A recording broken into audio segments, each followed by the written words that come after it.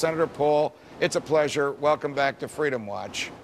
Good to be with you, Judge. I'm outraged, as you know, that the House of Representatives has moved the ball forward with respect to the Patriot Act, utterly disregarding its oath to uphold the Constitution, acting as if the Fourth Amendment right to privacy isn't there, behaving as if the requirement that only judges can issue search warrants doesn't exist, and making it a crime for the recipient of the search warrant to tell anybody, as if the iconic phrase, "Congress shall make no law abridging the freedom of speech," doesn't exist. Are you as aggravated about this, as fearful for our freedom as I am? Well, I guess what perplexes me is that conservatives are very good at defending the Second Amendment, but I tell people all the time when I go to gun shows and gun rallies, I say, look, you can't defend the Second Amendment if you don't defend the Fourth Amendment and if you don't defend the First Amendment. So the Fourth Amendment is important. All the amendments are important, and we shouldn't give short service to the Fourth Amendment and just say, well, it's not that big a deal if judges don't sign warrants.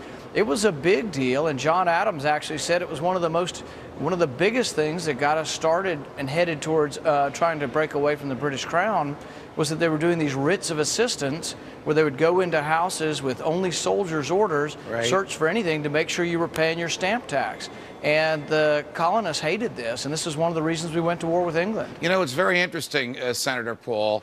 The law that permitted, the British law enacted by the Parliament that permitted British soldiers to write their own search warrants, as you just talked about, was arguably the last straw before the committees of correspondence got together, and there was pretty much a consensus amongst colonial leaders that they had to get the British government off their back. Fast forward 230 years, and the popularly elected Congress authorizes federal agents to do the same thing that we fought against the British government because they were doing. The King and the Parliament let British soldiers write their own search warrants. The Patriot Act lets federal agents write their own search warrants. Have we come 360 degrees?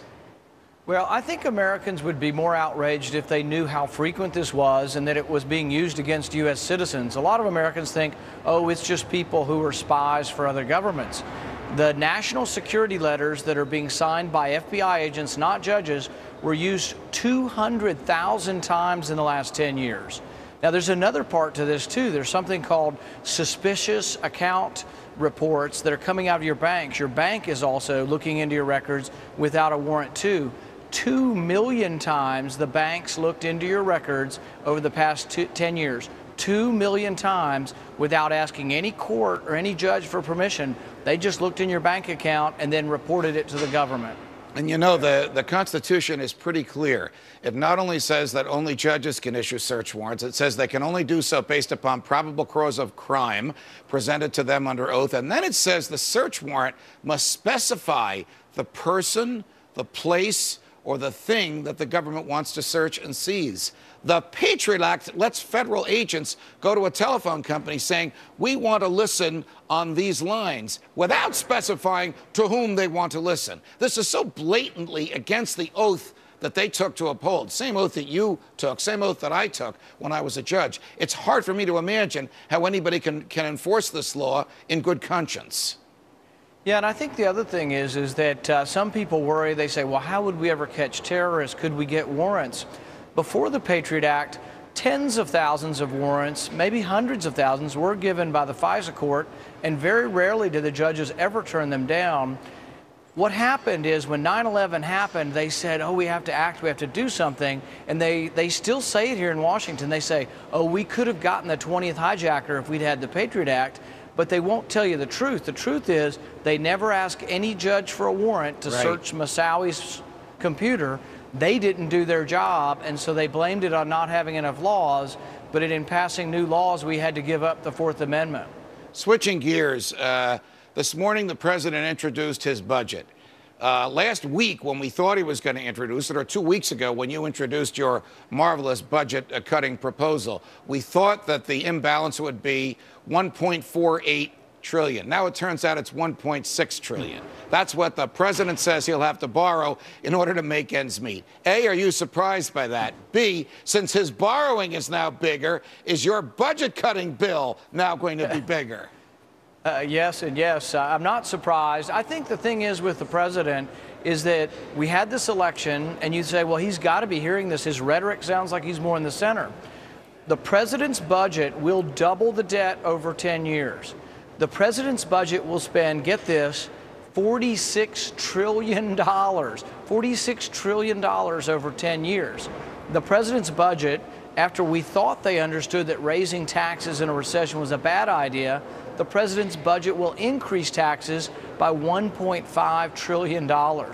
It is just, he did not get the message. The only message he's going to get is in 2012 if we send him back to Chicago. What do you think the chances are of your serious budget-cutting legislation, as opposed to that small stuff that your colleagues in the House are thinking about, getting into the budget?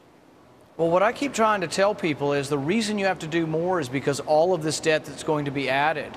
You know, I think President Obama's budget will add $13 trillion over 10 years, or about $4 trillion over 5 years.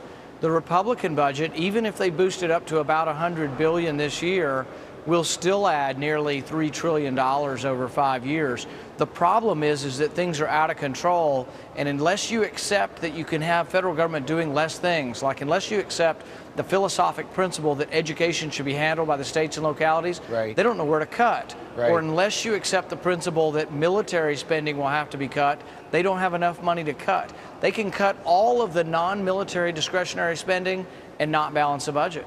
Wow. Senator Paul, it's a pleasure. Thanks for joining us. Thank you, Judge.